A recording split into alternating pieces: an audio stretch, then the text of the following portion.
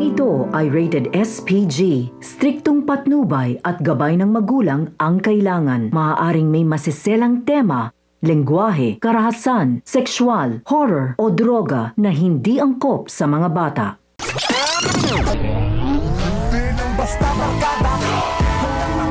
Nangyari na nga ang kinatatakutan ni Tanggol kung saan ginawa niya ang lahat upang ipaglaban si Mokang laban sa asawa ni. Ngunit sa isang iglap lang ay mawawala rin pala si Mokang hindi dahil sa mga tauhan ni Ramon kundi sa kagagawan ni Olga.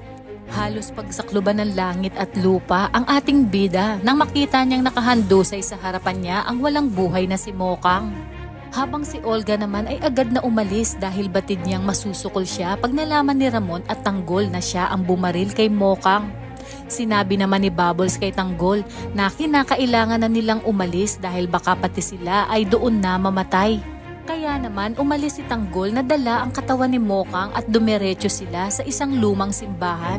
Sa pagdating ni Tanggol ay agad siyang napatanong sa may kapal kung gaano ba kalaki ang kasalanan niya at bakit kinuha nito si Mokang sa kanya.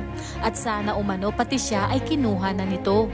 Tinanong ni Bubbles kung ano ang plano ni Tanggol. Sinabi ni Tanggol na pinapangako niyang magbabayad ang taong gumawa nito kay Mokang. At tanging nasa isip niya ay ang asawa ni Mokang na si Alberto. Kaya mas lalong titindi ang kanyang galit sa kanyang tunay na amang si Ramon. Sa kabilang banda, hindi man naabutan ni na Ramon sina Mokang at Tanggol ay may nakita naman siyang mga bakas ng dugo. Kaya sa kanyang pag-uwi ay sinabi niya sa kanyang papang si Don Julio na may kutob siyang baka nabaril si Monique. Naging palaisipan naman kay Don Julio kung sino ang nakabaril kay Monique dahil imposibleng ang lalaking tumangay sa kanya ang may gawa. Tinanong din ni Ramon ang lahat ng kanyang mga tauhan at wala umano ni isa sa kanila ang nakabaril kay Monique.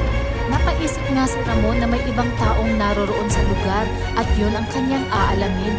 Nakahinga naman ng malalim sina Olga at David dahil nabawasan na ang isa sa tinik sa kanilang lalamunan. Sinabi ni Olga sa kanyang sarili na hindi niya man napatay si Tanggol pero panigurado siyang nararanasan na ngayon ni Tanggol ang pakiramdam ng mawala ng mahal sa buhay.